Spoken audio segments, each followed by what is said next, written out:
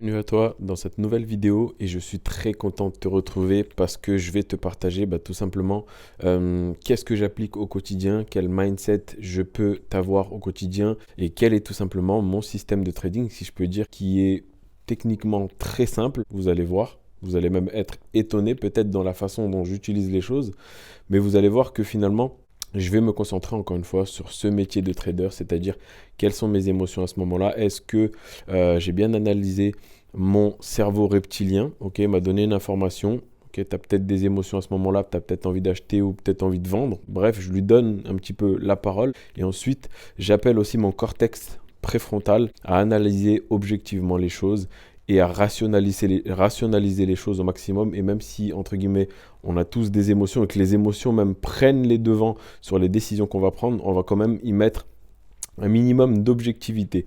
Donc bref, pas de blabla dans cette vidéo. On va partir sur le graphique du Dow Jones que vous pouvez voir actuellement devant vous.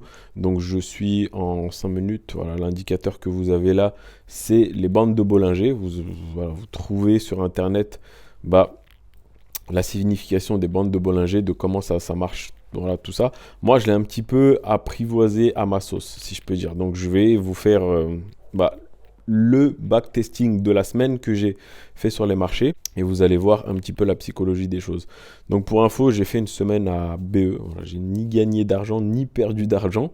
Encore une fois, j'ai appliqué le système d'une façon parfaite. Et c'était vraiment mon objectif sur cette semaine, de me dire, ok, on peut pas éliminer les émotions, mais on peut faire en sorte de les contrôler au maximum, justement, en ayant conscience qu'à certains moments vraiment précis, on est vraiment le cerveau rationnel qui va appliquer les choses d'une façon objective. C'est-à-dire que si j'ai un risque maximal à appliquer, par exemple, sur une journée ou sur une position, je vais m'en tenir à ça. Je vais vraiment respecter ça parce que je vais avoir la conscience objective et pas les émotions qui vont jouer des tours. Donc la semaine a commencé, si je ne me trompe pas, vendredi, jeudi, lundi. Donc la semaine a commencé, du coup je disais, le lundi 27 février. Et donc ce que je fais, rien de compliqué, vous allez tout de suite comprendre. Peut-être il y en a qui se disent, mais qu'est-ce qu'il fait celui-là? Les amis, encore une fois, par rapport au système de trading, soyez le plus simple dans vos décisions. C'est-à-dire, là, à ce moment-là, j'achète parce que. Ok, où est-ce que je mets mon stop loss et qu'est-ce que je fais pendant la gestion de mon trade? En fait, il n'y a pas qu'une seule technique pour gagner sur les marchés financiers, c'est ça qu'il faut comprendre. Mais par contre, la méthodologie qu'on va engager par rapport à ce système, qui est simple, c'est ce qui fera toute la différence. Quand je dis méthodologie, je parle de comment on va gérer cette position. Est-ce qu'on va savoir limiter nos pertes? Est-ce qu'on va savoir faire courir nos gains au maximum pour profiter du maximum d'amplitude que le prix peut nous donner? Et justement, c'est cette méthodologie-là qui va être importante et pas forcément le système technique en lui-même. Et je vais vous le montrer tout de suite. Donc, ce que je fais, c'est que je vais sur 9 heures, voilà, parce que les marchés, entre guillemets, européens ouvrent à 9h30, mais je vais sur la bougie de 9 heures, donc je vais attendre l'ouverture, entre guillemets, européenne, 30 minutes avant, et je vais sur le Dow Jones. C'est-à-dire que le Dow Jones, techniquement, n'ouvre pas. Il ouvre à 15h30. Les marchés américains ouvrent à 15h30. Mais je vais quand même profiter de la volatilité. S'il y a un signal particulier que j'attends, je prends. On va dire que mécaniquement, mon système de trading, en fait, est applicable à 9h et à 15h exactement. C'est-à-dire que 30 minutes avant chaque ouverture des places boursières européennes et américaines, je vais patienter un signal. Donc là, techniquement, je ne vais pas vous expliquer, oui, pourquoi ceci, cela. Vous allez voir au fur et à mesure de ma semaine, du coup, et vous allez bien comprendre. Là, le marché, du coup, à l'ouverture, on a vu qu'il est monté, pas de surprise. Donc pour l'instant, il n'y avait pas de signal. Pas de signal, donc j'ai rien fait. Ensuite, à 15h, du coup, ouverture américaine. Alors 15h, je vais juste mettre la barre là pour dire que ça a commencé là. 15h, hop, ça se fait, tranquille. Faire comme ça. Je sais qu'ici, vous voyez, il y a un support. D'ailleurs, c'est ce que j'ai fait parce que j'ai gagné ce trade.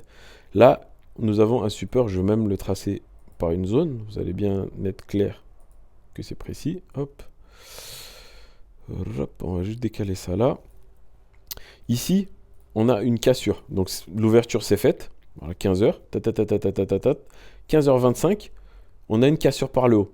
Ce que je fais, c'est que quand on a une cassure par le haut, vous allez peut-être pas comprendre encore tout de suite, mais au fur et à mesure des trades, vous allez vous dire, ok, c'est pas con ce qu'il fait.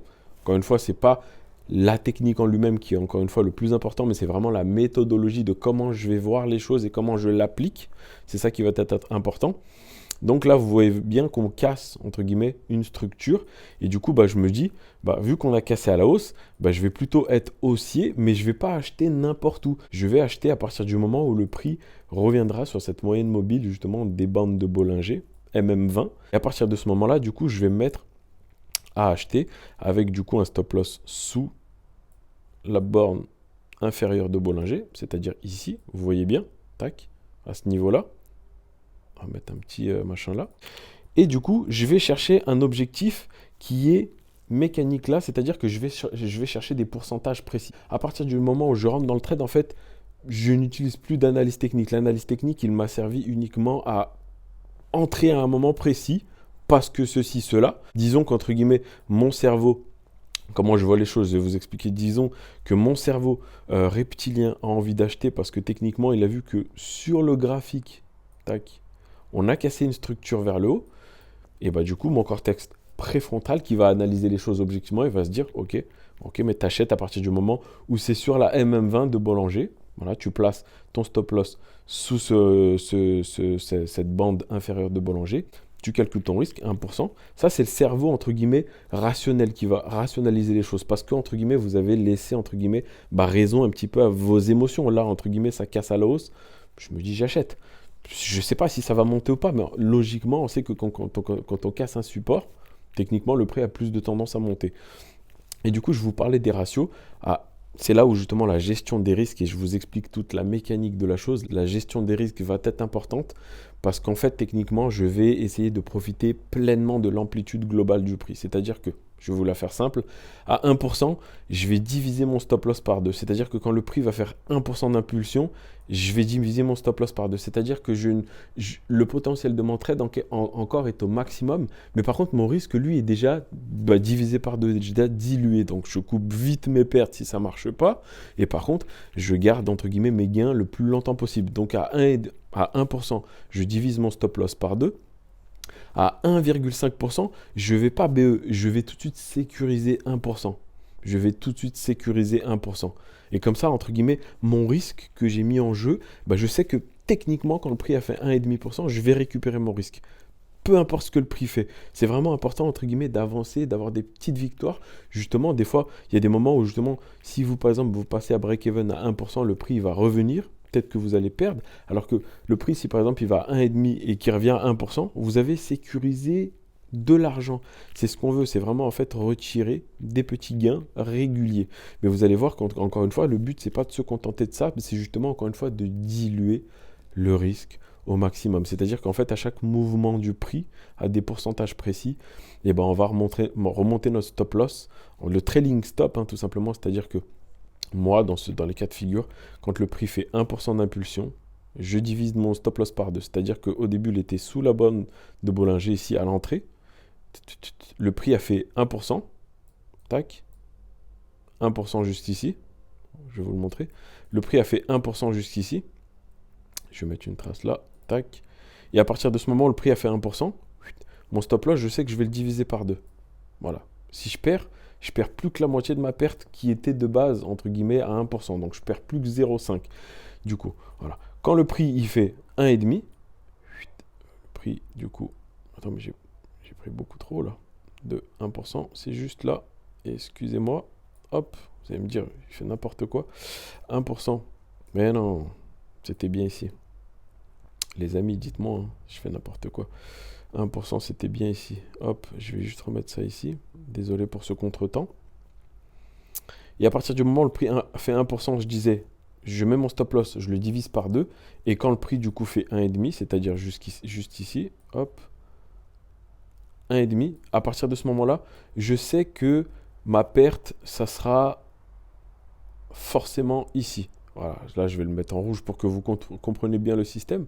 À partir du moment, entre guillemets, le prix a fait une impulsion de 1,5%, je sais que ma perte, elle est là. Et finalement, où est-ce que j'ai été stoppé? Ici, parce que le prix au maximum, il l'a fait 2%. Voilà, un peu moins de 2%. Sauf que mon prochain palier, comme je vous disais, est à 2,5. C'est-à-dire que si le prix fait 2,5%, jusqu'ici, tac, et bah à partir de ce moment-là, ma perte maximum sera ici de 2%.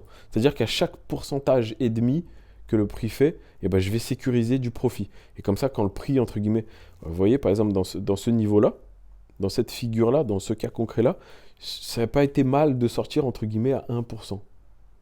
Parce qu'entre guillemets, le prix a fait 1,5 et on est sorti à 1%. C'est-à-dire que le risque qu'on a engagé sur ce trade, on l'a récupéré ici. Et dans ce cas de figure, vous voyez bien qu'on n'a pas eu tort parce que le prix s'est complètement retourné derrière.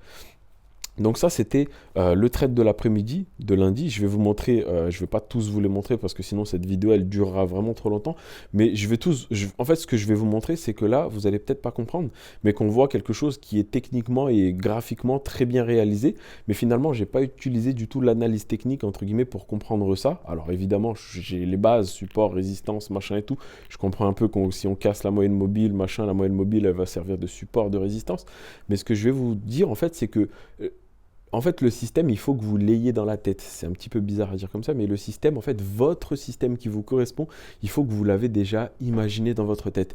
Et à partir du moment où vous l'avez imaginé dans votre tête par rapport à des éléments que vous connaissez, qui vous paraissent simples, clairs, et bien à partir de ce moment-là, vous montez, entre guillemets, votre propre système. Là, je pense que vous allez voir aucune vidéo YouTube qui va vous parler de cette technique-là ou de cette façon d'intervenir-là. Parce que oui, c'est ma propre façon d'intervenir sur les marchés. Et vous voyez que pour l'instant, je l'ai appliqué là sur la semaine. Et psychologiquement, encore une fois, c'est juste en fait très simple, très clair. Et du coup, psychologiquement, encore une fois, vous allez vraiment être en paix. Je vous montre un autre trade, par exemple, un qui n'a pas marché pour vous montrer aussi que des fois ça marche pas. Comme je vous dis, cette semaine j'ai dû faire un peu moins de 10 trades, j'en ai peut-être fait 8 parce qu'il y avait le lundi là par exemple il n'y avait pas d'opportunité et du coup il y a des fois où je gagne, il y a des fois où je perds. Je vais vous montrer, pour pas vous mentir, j'ai même plus de pertes que de gains, mais par contre j'ai pris un gain justement, c'était tac, si je le retrouve je vais vous le montrer et après je vais vous montrer aussi une perte.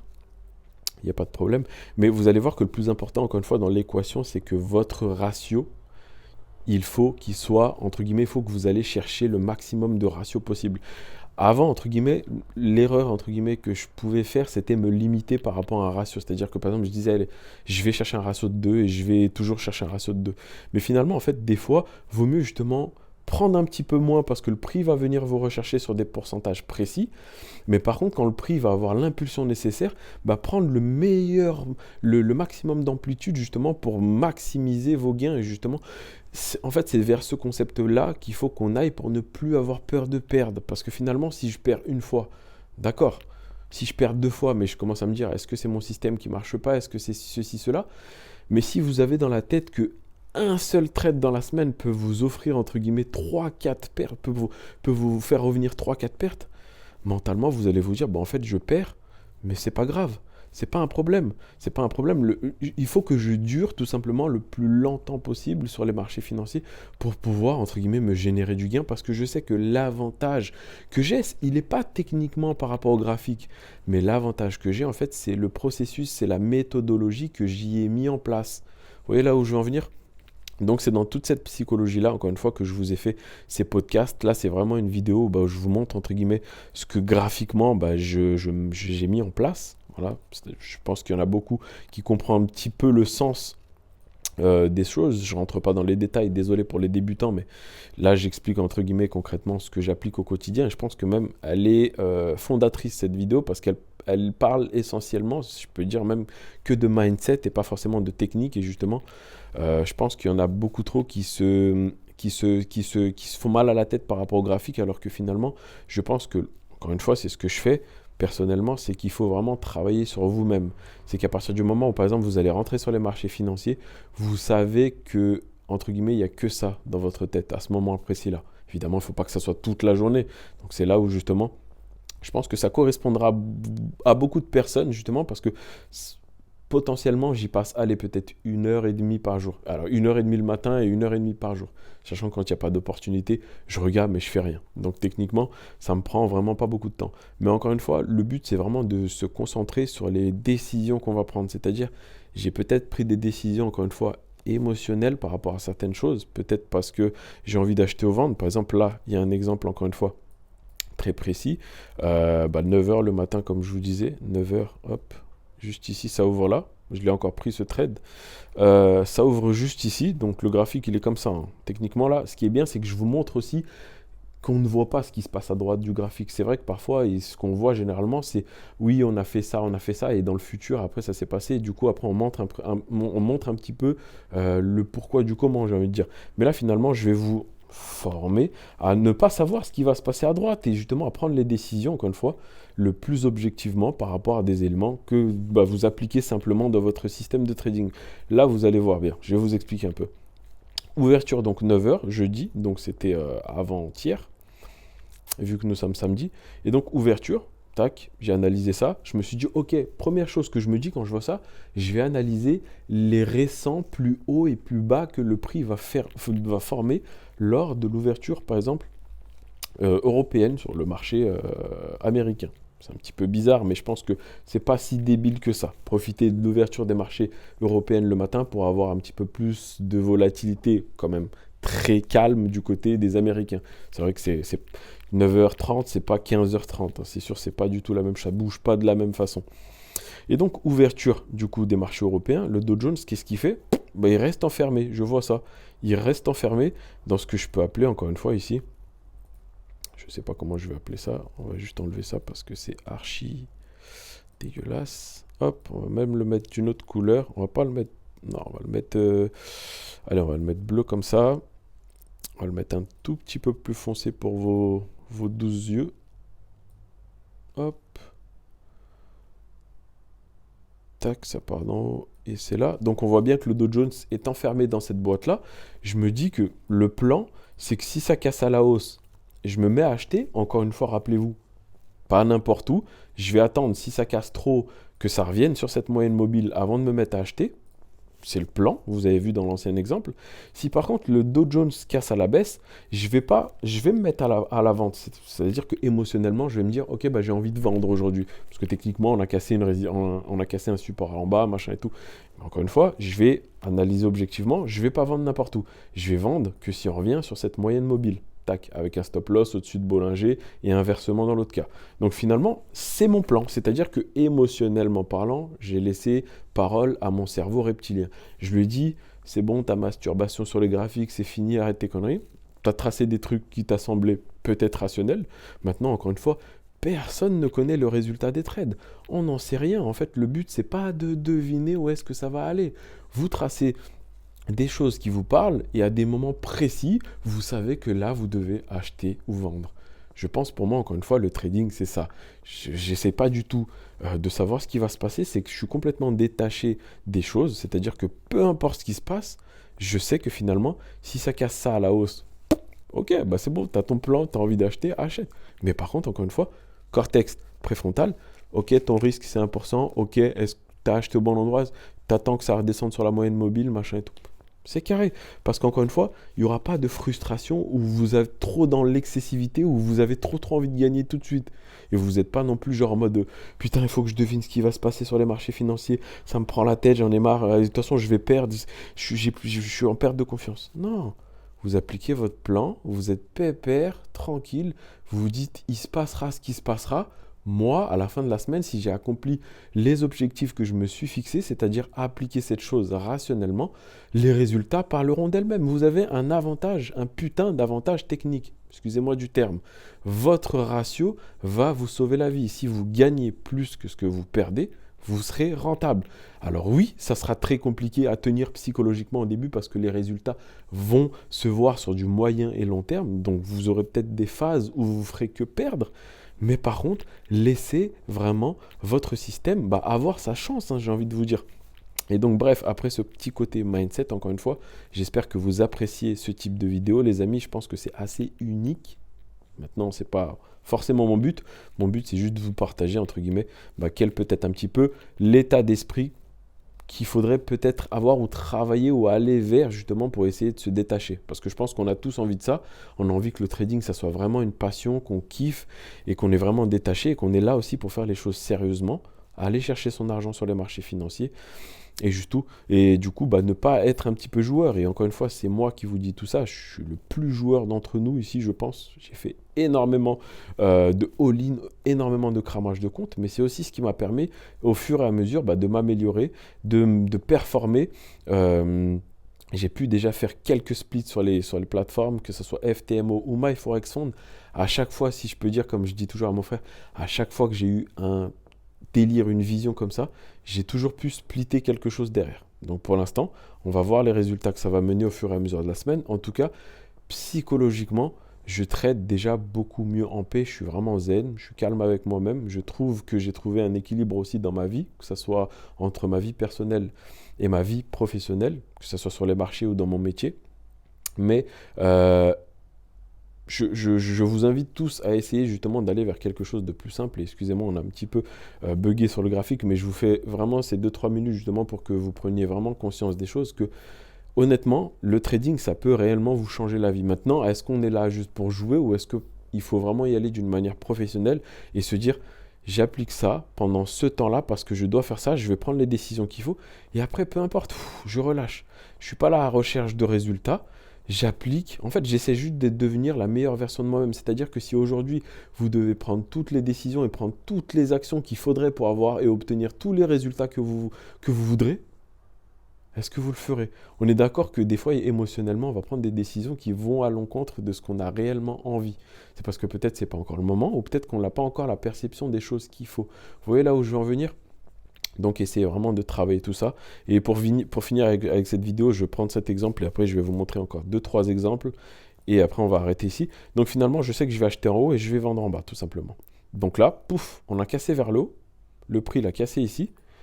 Vous allez me dire, ouais, mais tu as acheté, tu as encore gagné. Finalement, non, parce que je ne suis pas dedans, parce que j'attends toujours ce retour sur la moyenne mobile. Donc je ne suis pas encore dedans. Je vais vous enlever un petit peu tout ça parce que ça fait un petit peu cochon. Donc là, on est ici. On est ici. Tac, je vais t'enlever ça.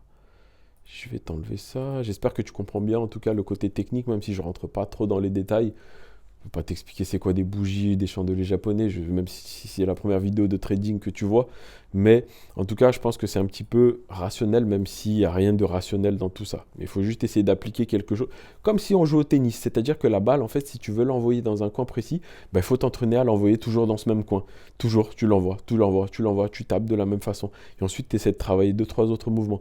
Mais tu essaies toujours de travailler cette répétition, de taper ce même geste, d'arriver en fait à trouver l'excellence et ton rythme ensuite. Le but, encore une fois, c'est pas objectivement, même si c'est la finalité d'aller chercher du résultat, mais à mon avis, le résultat parlera de lui-même si tu restes discipliné. Et je pense que c'est ce qui crée aussi beaucoup d'inconfort et de déstabilisation dans ce monde du trading par rapport aux particuliers en général, c'est qu'entre guillemets, nous sommes, et notre cerveau est câblé pour ça évidemment, c'est que finalement, c'est la mort pour notre cerveau, les marchés financiers, concrètement.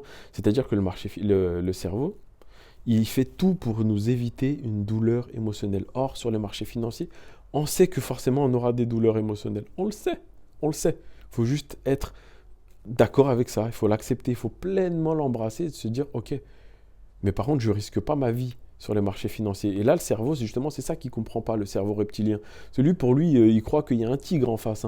Pour lui, il ne fait pas la différence entre ce qu'il a connu il y a des milliards et des milliards d'années. Entre maintenant, en fait, l'argent, ça a vraiment tout révolutionné. Le commerce en lui-même, le cerveau n'est pas du tout adapté à ça. Et c'est normal qu'on ait des émotions. C'est normal. Il faut vraiment l'accepter et l'embrasser et se dire, OK, c'est normal que j'ai des émotions, mais par contre, j'ai aussi un cortex préfrontal qui va pouvoir justement prendre des décisions, analyser les choses objectivement. Je ne vous dis pas de pendant 24 heures sur 24, analyser tout objectivement. Je pense qu'on n'est pas des robots, c'est pas possible. Forcément, on prendra des décisions émotionnelles. Mais par contre, si vous voulez être carré de chez carré dans votre trading, soyez pensant avec votre cerveau réfléchi. C'est-à-dire qu'au moment où vous allez prendre une position, dites-vous, est-ce que mon cerveau réfléchi prendrait cette position? Est-ce que finalement, ici, j'aurais acheté? Non. Parce que je sais que le plan, entre guillemets, c'est d'acheter sur cette putain de moyenne mobile. Donc j'attends. Donc je patiente. L'ouverture s'est faite à 9h. il est 10h, je me fixe un slot horaire entre 9h30 et 11h. À partir de 11h, j'estime que finalement, j'arrête de trader sur la matinée. S'il n'y a rien eu, bah c'est bien. Le capital, il faut vraiment aussi que vous le voyez comme quelque chose de vital. C'est-à-dire que, en fait, vous n'êtes pas tout le temps obligé de trader. Si vous n'avez pas votre système qui s'affiche devant vous clair, comme il est dans votre tête, ne faites rien. Encore une fois, c'est facile à dire. J'ai mis énormément de temps à comprendre tout ça, mais travaillez vraiment ce processus où vous appliquez tout ce qu'il faut appliquer. C'est-à-dire que là, je ne prends pas les trucs au hasard. Je sais que je viendrai acheter à partir du moment où peut-être, pouf, le prix viendra toucher cette moyenne mobile, 10h50, je rentre. C'est le plan depuis le début de la matinée. C'est-à-dire acheter si le prix casse cette boîte par le haut et que le prix revient sur la moyenne mobile. J'achète, stop loss sous Bollinger. On va voir ce que ça donne. Sous Bollinger. Juste ici. Et je vais chercher justement mes paliers de pourcentage. 1%, on divise par 2, 1,5, 2,5, 3,5, 4,5, 5,5, vous connaissez la suite. Voilà. Je vais chercher tranquillement 1% ici. Quand le prix touche ici, je divise mon risque par 2, c'est-à-dire que je ne peux plus perdre que la moitié de mon stop loss de base. Et ensuite 1,5, juste ici. Tac. Je mets mon stop loss à 1%. C'est-à-dire qu'il était 1% ici. Tac. Donc 1,5 d'impulsion. Je mets mon stop loss ici. C'est-à-dire que je sors à ce niveau-là complet. On va le remettre en rouge comme tout à l'heure pour que vous compreniez bien. Et un petit peu plus foncé. Voilà. C'est-à-dire que le prix est venu taper 1,5 ici. Je sors ici. Terminados pour ma part. Je sors à 1%. Vous voyez, on n'est pas revenu chercher le BE. J'ai quand même, entre guillemets, gagné de l'argent sur ce trade. Alors que techniquement, si vous avez juste mis votre stop loss à BE, vous vous serez fait sortir. Donc évidemment, c'est toujours mieux de sortir à BE qu'avec un stop loss. Mais là, entre guillemets, vous profitez de ce gain, justement, pour que vous compensez et récupérez, entre guillemets, la mise que vous avez mis sur votre risque. Donc encore une fois, ça fait peut-être un petit peu cochon de vous l'expliquer comme ça. Mais je pense qu'il y en a beaucoup qui comprendront. Donc ça, c'était le trade de jeudi et je vais vous montrer justement dans cette fin de vidéo le trade juste magnifique de mercredi. C'était quelle heure? Je vais vous le retrouver, il n'y a pas de souci. C'était pas mercredi, c'était là, c'était mardi. Donc je vais tout vous supprimer. C'était mardi 28. Ce trade juste absolu. Je pense que c'est un de mes meilleurs trades de l'année pour l'instant, les amis, pour l'instant. Parce qu'encore une fois, il a été dans la méthode. Dans la méthode, clairement, et vous allez comprendre tout de suite. Donc, ouverture, pareil, ouverture 9h. Voilà, vous voyez bien, ouverture 9h. Donc, nous sommes juste ici. Donc, encore une fois, on venait de littéralement se casser la gueule. Je me suis dit, ok, peu importe ce qui se passe avant. Tac. J'ai attendu le haut et le bas. Je me suis dit, ok, si le Dow Jones se casse en dessous, je suis vendeur à partir du moment. Je vais juste vous le remettre comme ça. Hop. Tac. On va le laisser en orange cette zone. Un petit peu moins foncé, je pense. Je sais pas si ça vous plaît. C'est assez propre. Je me suis dit, ok, si on casse cette zone, je vendrai le Dow Jones forcément. Parce qu'on est sous une structure, sous un support. Je vais y arriver. Et si par contre on casse à la hausse cette zone, je vais me mettre à acheter le Dow Jones. Voilà, tel était mon plan, entre guillemets, mardi matin. Voilà, je ne savais pas ce qui allait se passer ensuite. J'ai pas du tout analysé ce qui s'est passé avant. Mais moi, entre guillemets, c'est les deux actions que je vais faire. C'est soit je vais acheter. S'il casse au-dessus des moyennes mobiles, je vais attendre le petit retour sur la MM20, tranquillement. Si par contre, il casse en dessous de la moyenne mobile, je vais rentrer full avec un stop loss justement sous mon enveloppe basse de Bollinger. Donc du coup, j'ai attendu. Tac, on a une cassure. Elle est magnifique cette cassure parce qu'en plus c'est ce qui entre guillemets me plaît, m'excite entre guillemets si on peut dire ça comme ça. Mais c'est parce qu'elle est sous justement la moyenne 20 de Bollinger. Donc on sait que techniquement le prix peut aussi très bien continuer à la baisse et du coup on se ferait sortir, pas de problème. Mais par contre si par exemple ça commence à partir, on serait justement dans un maximum d'amplitude parce qu'on sait que le prix ça peut être le plus bas de la journée, si je peux dire, ou de la matinée. Et donc ça casse là, je sais que je vais me mettre à l'achat tout simplement avec un stop loss qui va sous l'enveloppe de Bollinger, juste ici. Hop, je vais vous masquer un peu ce qui s'est passé après. Sous l'enveloppe de Bollinger ici. Et je vais chercher encore une fois mes paliers de pourcentage de profit. Donc on voit bien.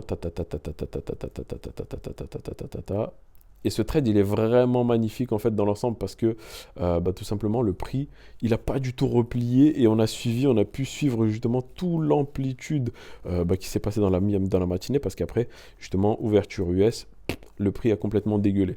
Donc, ici, je vais vous mettre les paliers pour que vous compreniez bien. Je disais qu'à 1%, hop, 1%, je divise le stop loss par 2, c'est-à-dire que mon stop loss, il passe à peu près par ici. Voilà, vous allez bien comprendre. Stop loss, il est par ici. Hop, vous allez bien comprendre, hein, les amis. Stop loss numéro 1, du coup, jusqu'ici. Je vais redescendre ça. Ensuite, 1,5% ici. Hop. Je vais clôturer 1%. Hop, juste là. Donc là, c'est plus 1. On va mettre ça comme ça.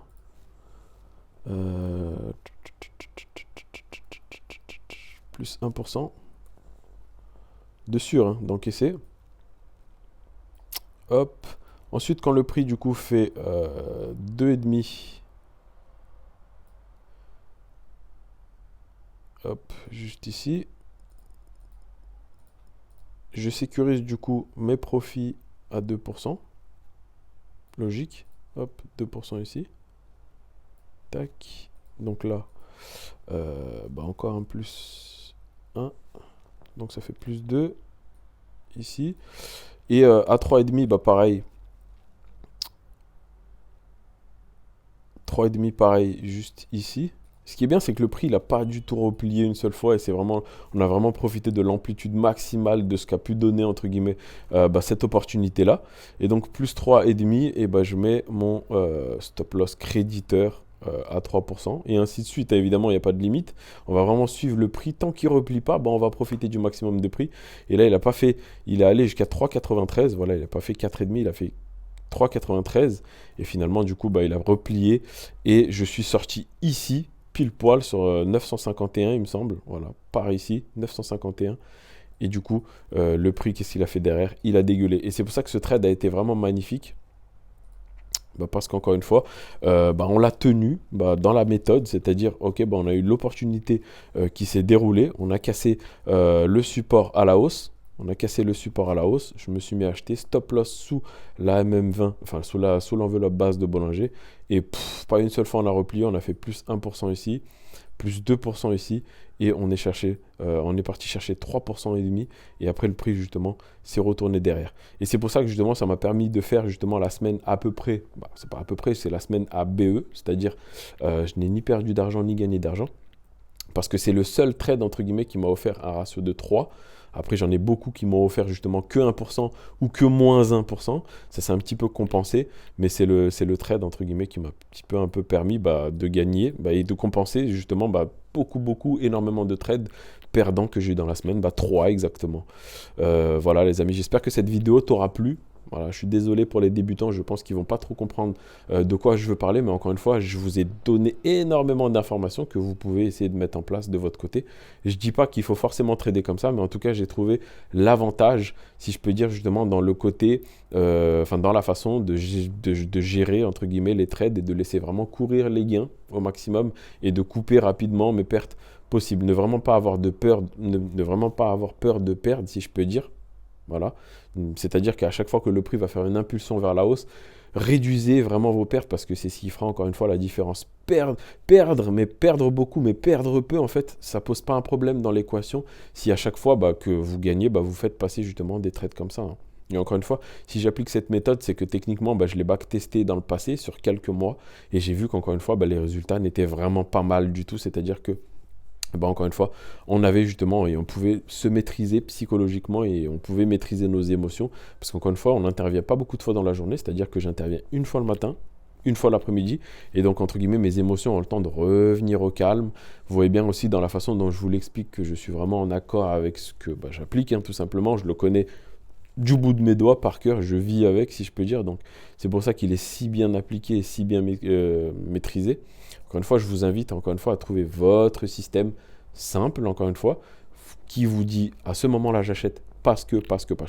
Pas de problème si vous avez tort. Vous acceptez, vous avez envie d'acheter parce que, nanani, nanana. On n'essaie pas de se persuader, on n'essaie pas d'avoir des certitudes. Vous avez envie d'acheter ou vous avez envie de vendre. Point barre, on ne vous demande pas la lune. C'est pas un problème, de toute façon c'est statistique, soit ça marche, soit ça marche pas.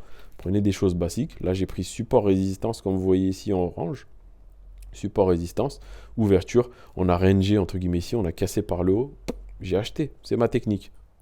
Là, on a eu la preuve que, entre guillemets, on pouvait encore une fois aller chercher d'énormes ratios, des ratios de 3, des ratios de 4, des ratios de 5. J'en ai même vu dans le passé. Donc vraiment profiter de ces moments-là et ne pas avoir encore une fois de peur de perdre moins 1. Parce que ce n'est pas un problème. Encore une fois, j'applique ça sur propre firme, donc il faut forcément essayer d'aller chercher des challenges, des objectifs à 8%, voire 10% chez FTMO par exemple. Et c'est normal d'y aller par exemple à 1%, c'est totalement maîtrisé. Vous savez que vous ne prenez pas plus de 2 trades dans la journée et finalement, vous êtes vraiment en paix avec ce que vous appliquez. Mais je vous invite encore une fois à trouver quelque chose de simple et quelque chose qui vous correspond. Voilà les amis, tout est dit dans cette vidéo, pas de mensonges. Je vous ai complètement tout montré. Et je vous ai tout simplement montré, entre guillemets, quelques trades que j'ai pris dans la semaine. C'est pas quelques trades, c'est les trades que j'ai pris dans la semaine. Et vous voyez aussi quel côté psychologique j'y mets tout ça. Et encore une fois, le but, c'est vraiment de trader en paix. Voilà, c'est-à-dire que le trading, il faut pas que ça nous bouffe la tête. Ça m'a trop bouffé la tête dans le passé. Faut se détendre, voilà, tranquille. Et simplement appliquer, en fait, le métier pourquoi on est là sur les marchés financiers. Encore une fois, il y en a beaucoup qui sont là pour jouer, mais je parle essentiellement et je pense que ceux qui m'écoutent veulent progresser. En tout cas, je vous le souhaite. C'est tout le malheur que je vous souhaite, j'ai envie de dire. Mais encore une fois, se détendre au maximum, appliquer ce qu'on a appliqué. Encore une fois, il faut s'autoriser aussi à perdre, parce que perdre, c'est normal. Pas seulement le fait de perdre un trade, mais perdre aussi dans le sens que ça ne marche pas du premier coup. C'est-à-dire que vous pouvez essayer quelque chose et ça ne marche pas d'un coup. Vous êtes en paix avec ça. Personne ne va vous juger. Ou il y en a qui vont vous juger, mais ils ne connaissent pas votre histoire. Donc ça ne doit pas vous enlever de la valeur à votre propre personne. Ce n'est pas un problème. On a tous fait des erreurs. Moi, le premier. Ce n'est pas ça le problème. Maintenant, acceptez-le. On se détend et on applique les choses d'une façon calme, rationnelle. Ok, on a le droit d'avoir des émotions. Et j'ai envie d'acheter le Dow Jones parce que ça monte. Pourquoi on l'achète? À quel niveau on l'achète précisément? Qu'est-ce que je fais? Où est-ce que je place mon stop? Où est-ce que je vais chercher mes TP? C'est pas un problème si vous avez tort. Parce que vous avez accepté que vous pouvez perdre. C'est une fatalité qu'il faut accepter de toute façon. La perte sera forcément obligée. Le cerveau, évidemment, n'est pas habitué à ça. Parce que lui, perdre, pour lui, c'est une mort. C'est la mort. Et donc, justement, il fait tout pour vous éviter ça. Il va faire n'importe quoi. Mais vous devez vous dire, ok, mais c'est normal de perdre. Mais là, je n'ai pas un tigre en face de moi ou un lion qui me fonce dessus. Je vais perdre un petit pourcentage de mon capital et ça sera tout à fait normal. Mais je vais ressentir de la peur, je vais être dans un mal-être, peut-être des émotions. Oui, c'est normal, nous sommes humains. Nous sommes d'abord des êtres émotionnels et qui prennent justement des décisions rationnelles, après, qui essaient de rationaliser ces décisions déjà prises émotionnellement. Il faut vraiment comprendre comment fonctionne notre corps. Là, je viens de vous donner une information très concrète. Nous sommes des êtres émotionnels et tentons seulement de rationaliser les choses. C'est-à-dire qu'en fait, quand vous avez des choix à faire face à vous, sachez que émotionnellement, vous avez déjà décidé. Voilà, je suis désolé de vous avouer ça, mais émotionnellement, on a déjà décidé en fait. Et ensuite, on va essayer de rationaliser les choses. Voilà. C'est-à-dire que on va par exemple vouloir acheter une voiture, émotionnellement parce qu'on la kiffe, ça fait longtemps qu'on la veut. Et après, on va se dire, ah ouais, mais c'est bon, elle ne consomme pas en plus, machin. On sait, on est des êtres émotionnels. Mais on va essayer de se maîtriser un minimum lorsqu'on est sur les marchés financiers, les amis. Grosse vidéo, les amis. J'espère que ça vous aura plu et je vous dis à la prochaine. Ciao, ciao, ciao.